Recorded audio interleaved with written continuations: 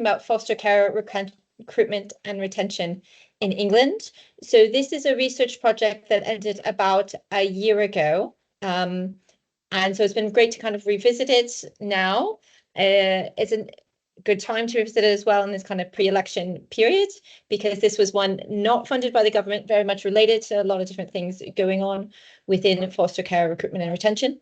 And it also means that I can speak about the project at the moment. So that's an added bonus.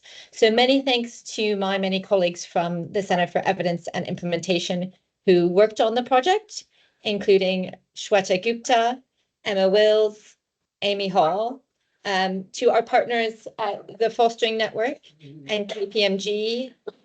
It's part of that thing working from home. So do what you need to do to make yourself feel comfortable as well. It's a really hot day. And you might also have barking dogs or other things happening in the background.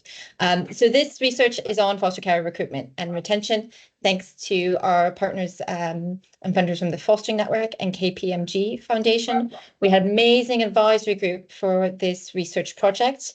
And very importantly, many thanks to the research participants. Many thanks to you all for joining here today. I know I was scheduled to speak last week, but I had no voice and a bad cough. I thought it was summer, so colds were over, but I ended up with a chest infection, but thankfully all gone, and I can actually speak today, which is wonderful. So I will begin with kind of wanting to ground it in those research participants that I've just thanked and in some of their voices. So I'm highlighting here 2 quotes from the research that I think bring out some of the themes I'll then elaborate and talk about. The first one is from a focus group participant who said, retention is how you recruit.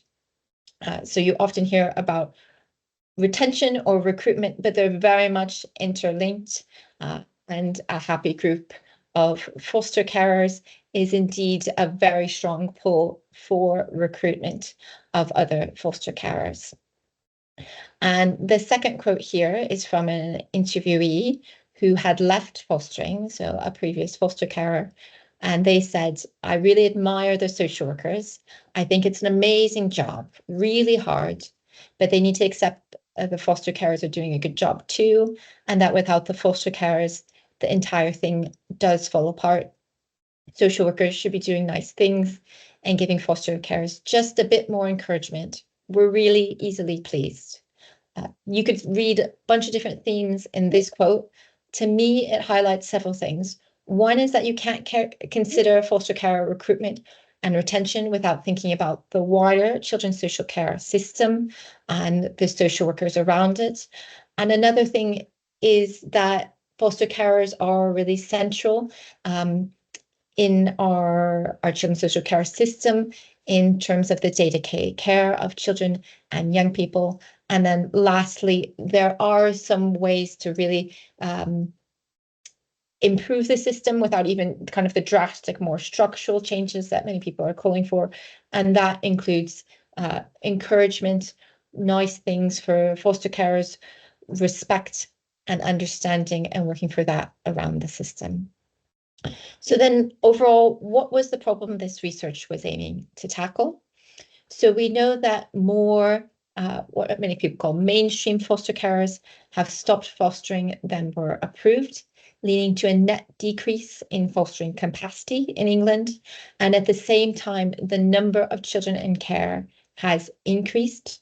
We know that foster care is a core part of the children's social care system, and the research internationally shows to the importance of family life environments for many children and young people who cannot live with other family. This research did not focus on what is often called kinship carers or connected carers or friends and families carers. I have other research projects specifically about kinship carers, but this research focused on foster carers who are not kinship carers, in part because there's a different recruitment pathway, and the pull for retention is also slightly different because they didn't know the child or young person prior to beginning fostering. So the research then aimed to provide space to improve the retention and recruitment of a diverse and stable pool of foster carers. The methodology is what we call kind of a scoping research project, really trying to understand broadly what we know about foster care retention and recruitment, suggestions for improving the system. So part of that scoping review, and it interweaved several interlocking strands of research. So first looked kind of across England in terms of secondary data analysis of the Ofsted data, so that's all foster carers within England, and reanalysis of the Fostering Network's State of the Nation survey. This is the largest survey of foster carers in England. We looked at the most recent State of the Nation survey, which was the 2021 survey. And in that survey, 3,352 foster carers and the 99 fostering services took part. So quite a lot of data to reanalyze. In the consent process, they agreed for it to be used, participants agreed for it to be used for future research, which enabled our partnership for the Fostering Network to reanalyze it for this piece of research. We also undertook a new survey last year in 2023, and 1,879 participants met our inclusion criteria of being prospective foster carers, current foster carers, or those who have left fostering in the last 5 years in England. And then we complemented that with interviews and focus groups. So in total, 52 individuals were spoken with in 7 focus groups and 11 one-to-one interviews. So that included 2 staff focus groups with foster carers and former foster carers, and one-to-one interviews particularly focused on those who had kind of left fostering and prospective foster carers. We did some random sampling for the focus groups of foster carers and oversampled for those from certain ethnic groups that are underrepresented within foster carer groups to really understand the diversity of foster carers as well. So then what's the overall picture of foster care recruitment and retention? This is one of the graphs that's in our report taken. So we looked at the data from Ofsted, and you can see here in the more top line, the dark purple line, the total number of households that are deregistering or leaving fostering within that year, and then the light blue line is the number of newly approved households. Interestingly, there's kind of a blip within COVID where more households were approved than left. But overall, if you drew the trend lines, you see that more foster carers have been leaving, and the issue was not isolated to just the past year. And then for this presentation, I added as well the most recent year's data. And again, we can see very large gaps with more foster carers leaving than are being newly approved. And if anything, perhaps not a linear trend, but if you were to draw linear trend lines, those being consistent and kind of increasing, if anything, in more recent years. And this is very concerning again, because of the increased number of children in care, the decreased number we see from Ofsted in terms of the what they call capacity or bedrooms available for children in care, and the implications then for how well you're able to match a child in care with the living environment that kind of can best suit their needs. So then what are we going to do about these issues and concerns, and what do we know about the recruitment process? So there is lots of Ofsted data on inquiries, applications, and approval process. When you get down to it, a lot of the data is really difficult and challenging to interpret because of the different ways in which an inquiry is measured across different fostering services, which don't allow for such easy comparison. So then taking here from those, once applications are received, the numbers that are withdrawn, we see of those applications that are completed, 71% were withdrawn, and of those 71% that were withdrawn, and in the most recent data when we were doing the report, 71% were withdrawn from the applicant. I did again look because there was one more year of data available prior to this presentation, and the number of applications received from 2022 to 2023 was less at 1,010 applications, and broadly kind of the same patterns that are in this diagram, in terms of 65% of applications being completed, and the 34% of those completed approved, and 65% withdrawn, and 1% rejected. So then what do we know about the recruitment process? How to improve it, motivations to foster. We actually do know quite a lot about foster carers' motivations to foster.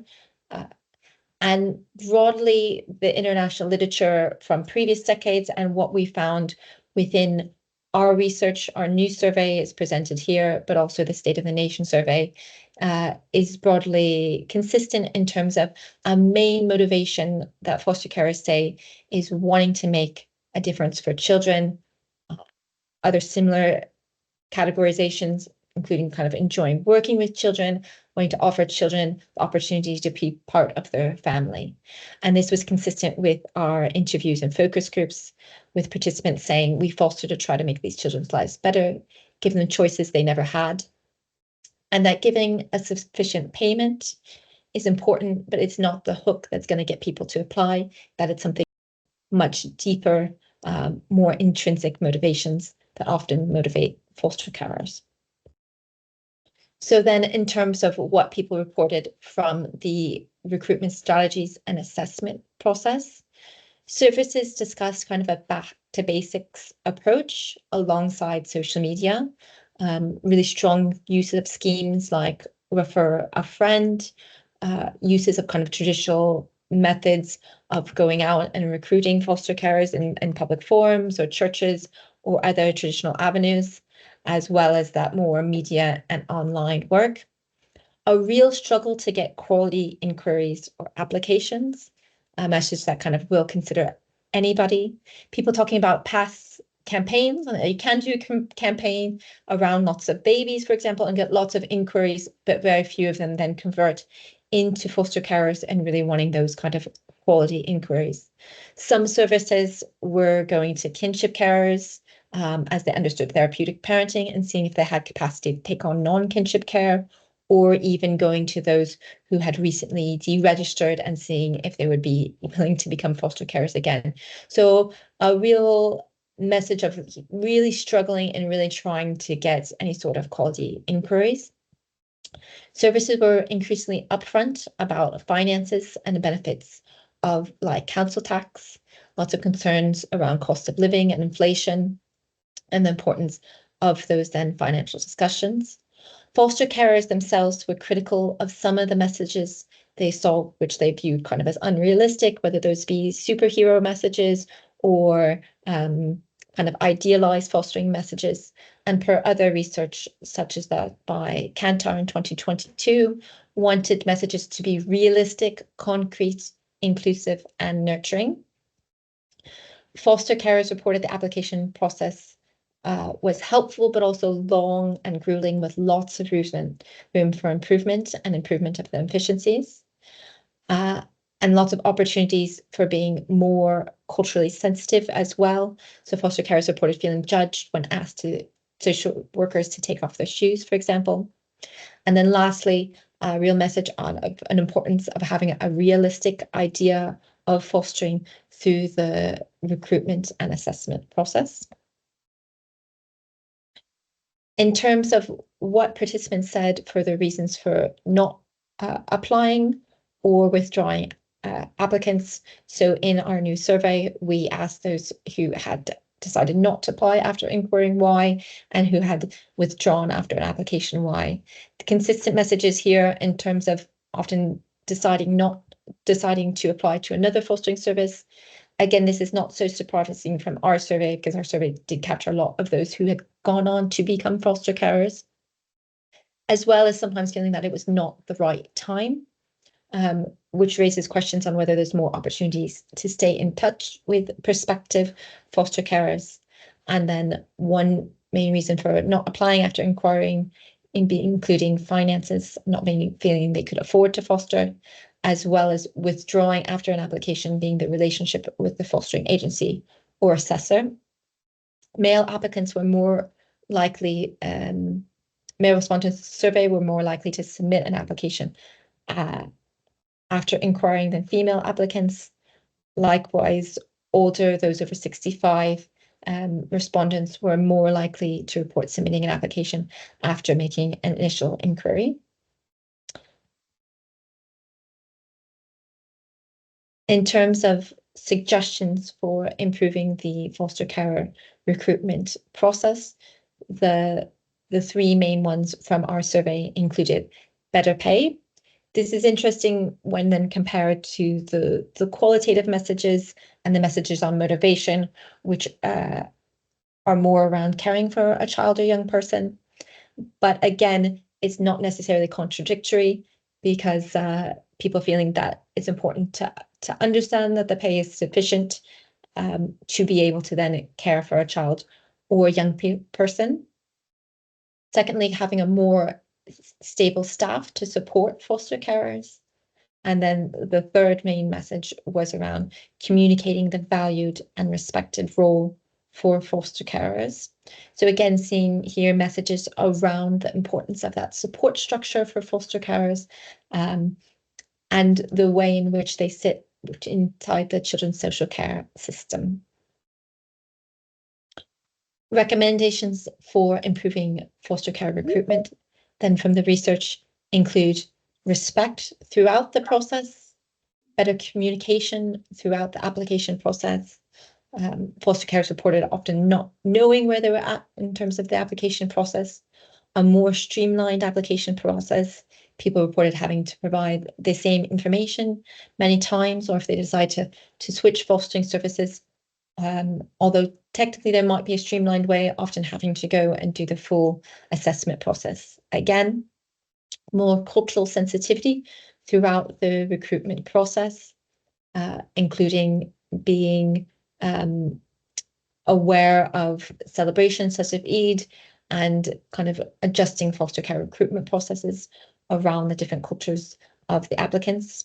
More personalized approaches, considering a particular prospective foster carers and their families' needs and considerations, and how to improve the recruitment process for them.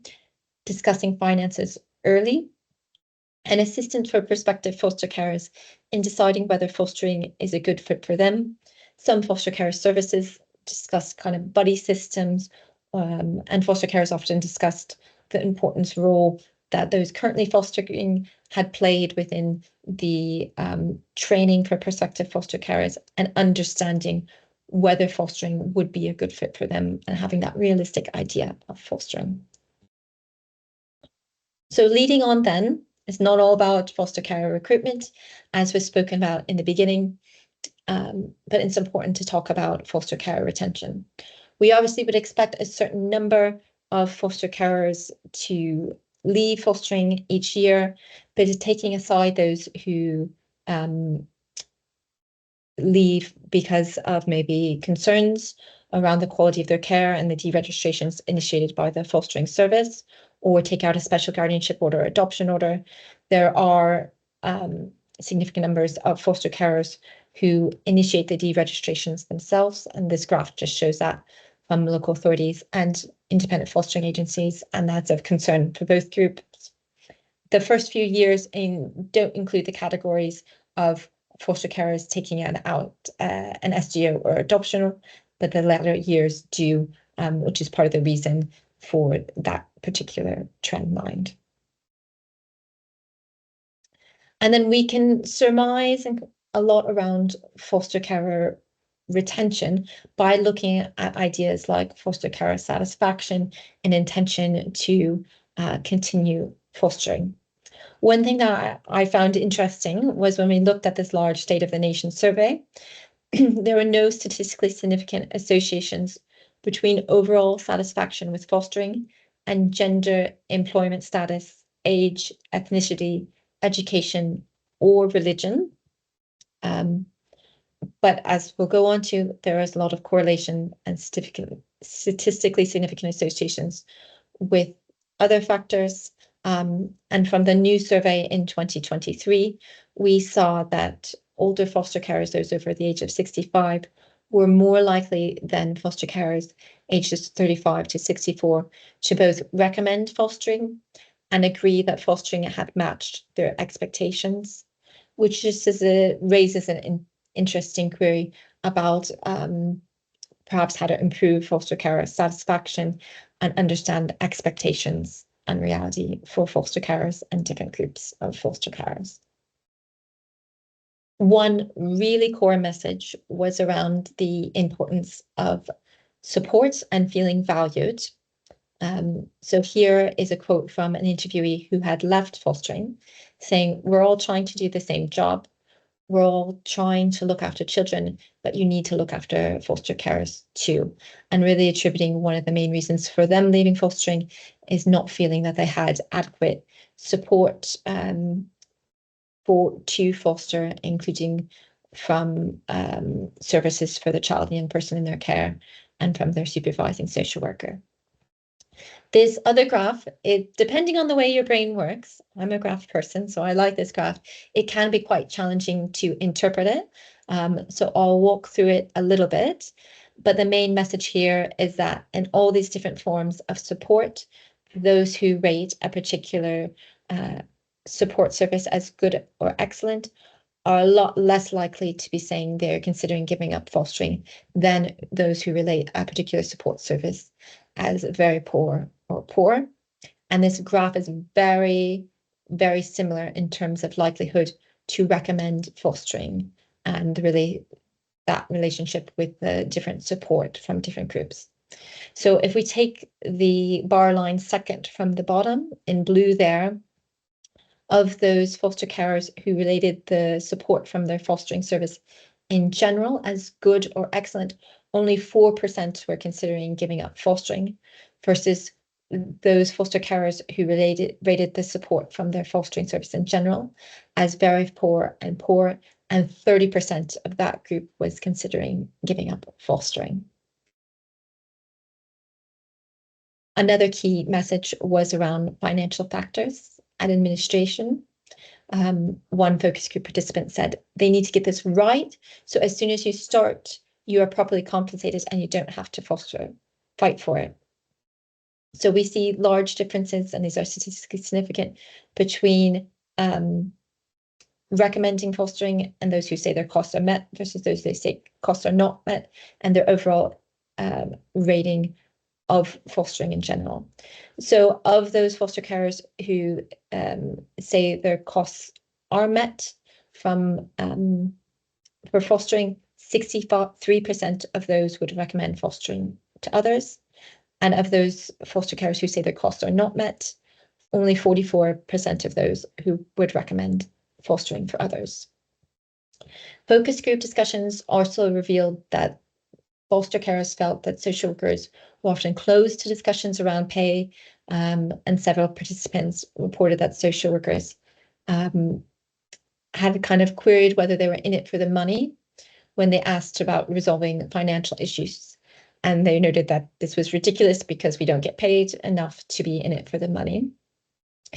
Interesting enough, too, several participants reported being overpaid by several thousands of pounds without knowing, due to often kind of a lack of paperwork, and that local authorities then demanded repayment with very little notice, which was especially challenging for foster carers who were on a very tight budget and had maybe already spent some of that funding, for example, for Christmas, perhaps for extra presents for the child and young person, or for holidays, not realizing that they needed to pay back and had been unintentionally overpaid.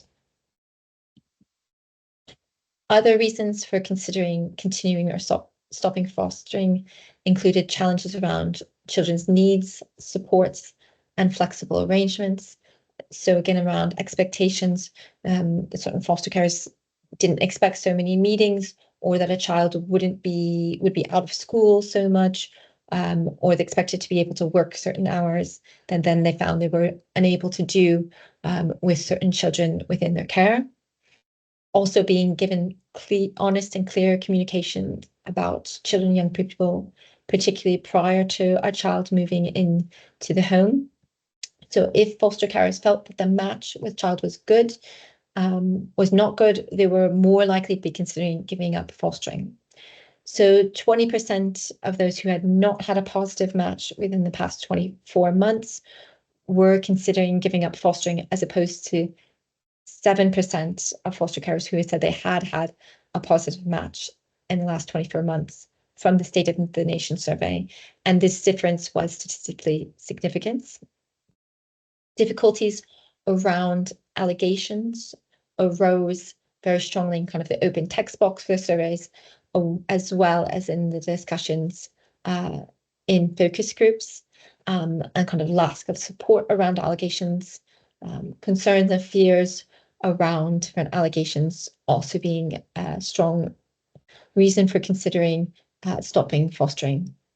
And then lastly here, the relationship with staff was a very important reason for either continuing or stopping fostering, with one foster carer saying, it's my relationship with my supervising social worker, which has really kept me continuing and retained me as a foster carer. Suggestions for improving foster carer retention and improvement include improved pay for foster carers, providing greater appreciation and respect for foster carers, reducing the rate in turnover of social workers, acting on foster carers' feedback and complaints, and holding exit interviews. So of those foster carers who had left, who we interviewed, they had not had exit interviews, which is often supposed to be considered or been offered to them per se, and that's supposed to be considered part of kind of often standard practice for fostering. Some had said as well, if they had had an opportunity at an earlier stage to consider other ways to foster, they may not have left fostering. Another suggestion includes around the treatment of foster carers as professionals and standardizing fostering processes. This gets back again to that kind of earlier point around foster carer payments, and feeling that the payment system wasn't professional, that they weren't kind of necessarily treated with induction processes that they could fully understand, as you might expect with other roles, and wanting to be treated kind of well. And then being more respectful and aware of different cultures and diversity, and working with foster carers as individuals within the fostering system. So then I wanted to kind of discuss some overall reflections from the research as well. Firstly, the research, we chose to kind of say foster care retention and recruitment rather than recruitment or retention.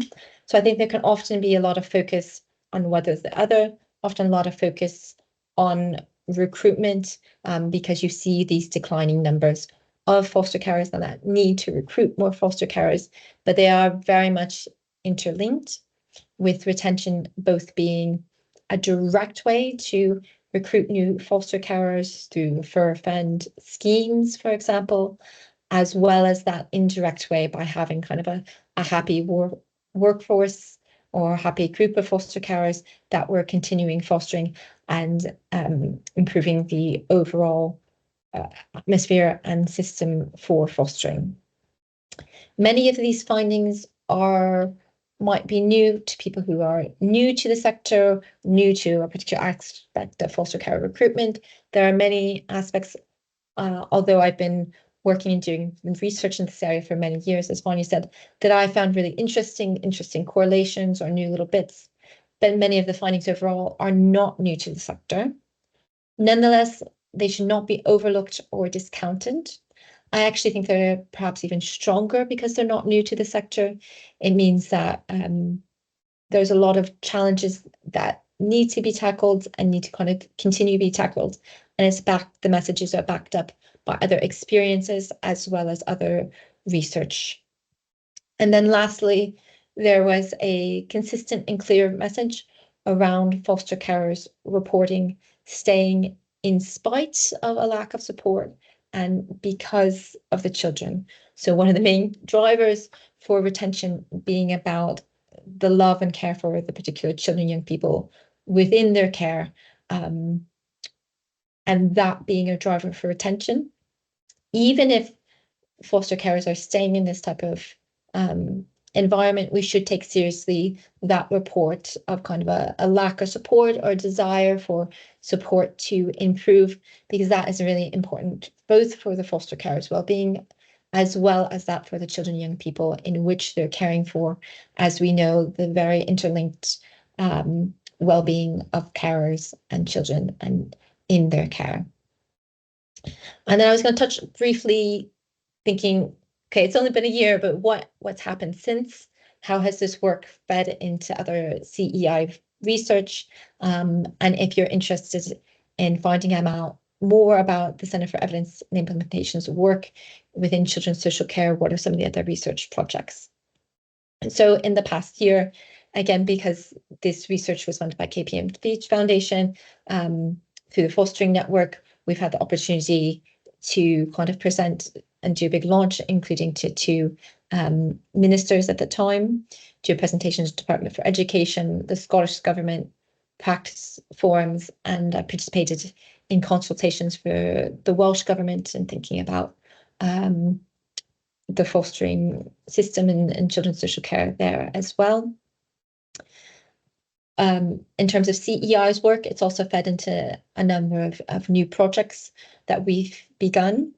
So I'm leading on a large-scale randomized control trial evaluations of a fostering connections program. So this is a trauma-informed training program for children's social workers and supervising social workers, as a relatively intense training program of 7 sessions and 3 reflexive practice sessions.